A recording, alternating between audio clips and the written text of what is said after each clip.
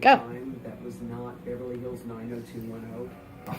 They seemed to really hook in. People talking about And that little bar thing, what's it called? just the idea of Cut. something that was a No. vast television. When you start. Legacy. It would be on for Go. an hour. Go. It actually necessitated Mr. West, what do you do for the committee? I'm the guy who plays the video games. Is that your job? Well, in America, but it went well pretty much every place No. it played. Some places through the roof. Mr. West, what is your favorite thing about Final Fantasy Crystal Chronicles? Ring of Fate. He said, enjoy it. It's not always this way. And I was like, oh, okay.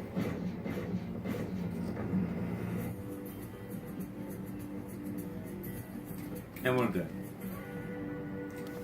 Cut! Alright, so stuff like this is usually work, but I'm Dean the God. I'm here with DeAndre C and Sart in the first episode of the committee.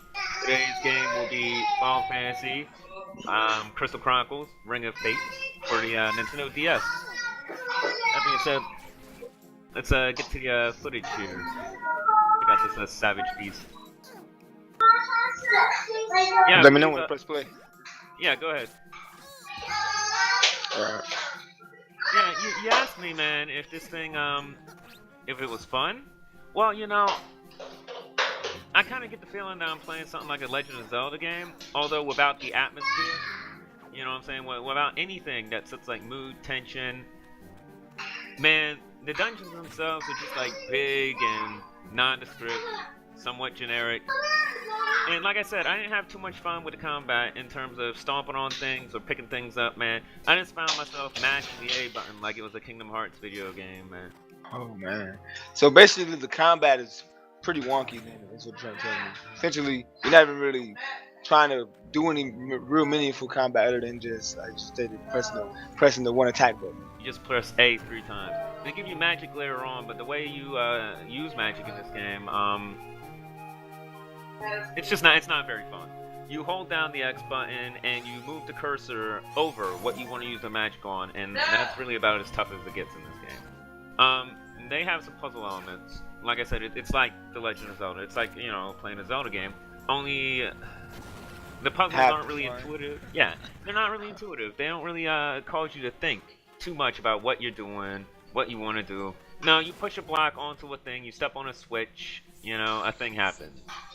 Later on, they try to get complex on you, and there will actually be a point in this if we continue doing episodes on this specific game, where you're gonna be like, oh, you look stumped, and if I'm stumped, it's not for the complexity of the puzzle per se, but rather, maybe I'm overthinking it, maybe I'm trying to give the game more credit than it deserves.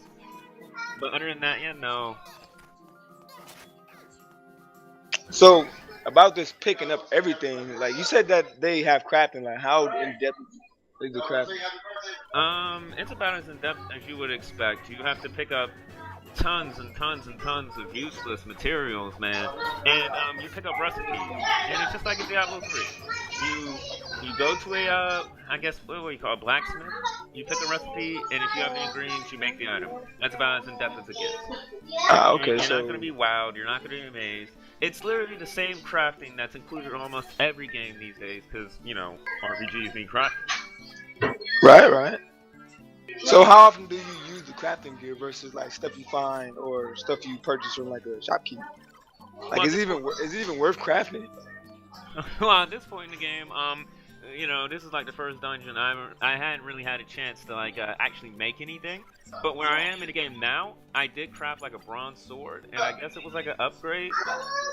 You know, I would imagine as is the case with almost any game. Yeah, the stuff you can craft, you're gonna find mediocre recipes, but you're also gonna find really good recipes.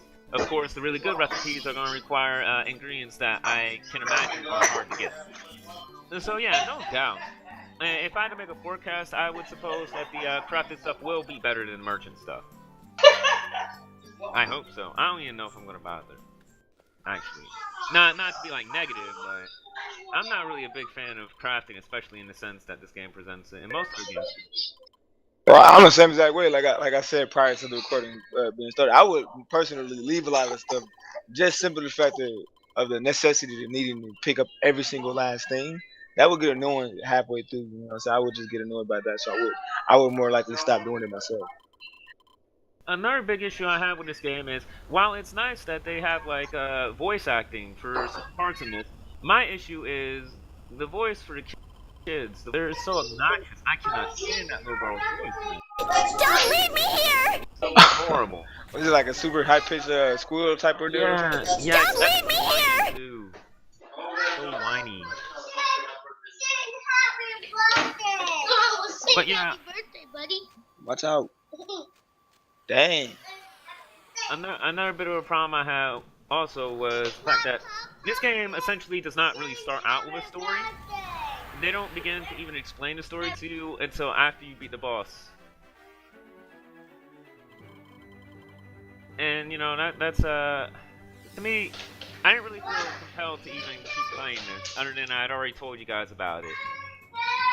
Like literally, the first time I played it, I got like halfway through the dungeon, I cut it off, and I told you guys about it, and I'm like, well, at least I'm gonna beat the first boss. But yeah, they don't really give you much of a, they don't really give you a purpose, much of an incentive to do anything really. So I'm looking at the attacks you're doing on the boss monster right now. Is there even emphasis on different, you know what I'm saying, attacks in this game, or is it just only one attack button? Well, yeah, it's mostly just one attack button. I mean, you can jump on top of him, press the A button, and so on. At one point, I grabbed his tail and pressed the A button to do some sort of weird kick at it. When I'm on the ground, if I press the A button, I swing my little hatchet. But yeah, it's mostly yeah, you're smashing the A button, man. Well, I mean, like, okay, let me rephrase the question. Is there like a difference between light attacks and heavy attacks with your little sword? No. You just everything's a light attack. Where you are, in terms of the monster, dictates like what kind of attack you use. Like when I jump on top of it, you know, it's you see actually stomping it does less damage than just staying on the ground and beating at it.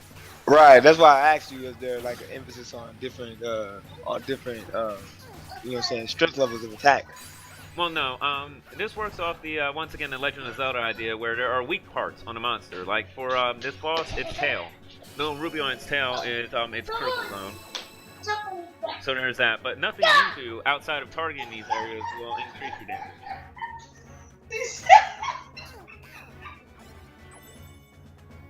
Yeah, no. From what I can tell, where you pick it up, well, picking it up and smashing things into the wall can definitely get you items. They tell you that in the tutorial. But as opposed to like stomping on it, I don't see any point in doing that other than you got bored with slashing at it. So you know you want to spice things up a little bit. Right, because it looks like a lot of the mechanics that they're trying to employ in this game is really just unnecessary. Yeah, I definitely got that feeling while playing.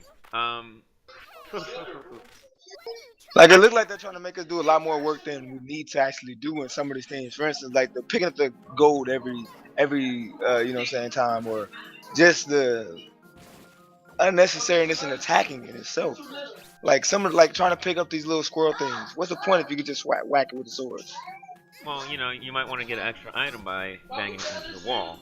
As you can see, I quickly lost interest in it. Right, because with no variety, it seems like you're literally going to be pressing the A button the entire time, which that doesn't seem like something that anybody would want to do.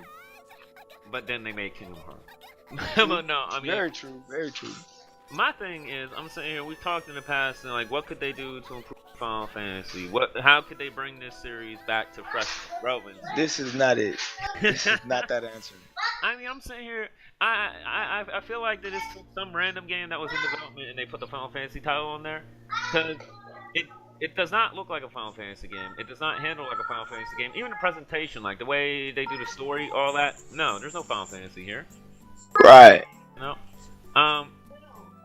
And the saddest part is, I'm surprised Square even made this, because Square has done action RPGs before, like the Secret of Mana series, and they've done such a good job. And so to come out with this just seems like some sort of weird. Not too little. Come here. How you put it? This seems like something from the N64 that would just come from like an obscure developer, you know? Right. This reminds me of the time I played Quest 64. I don't know if you played that game, but it was like one of the worst games I've ever played in my entire life. What was so bad about that one? 'Cause I don't think I played that one actually.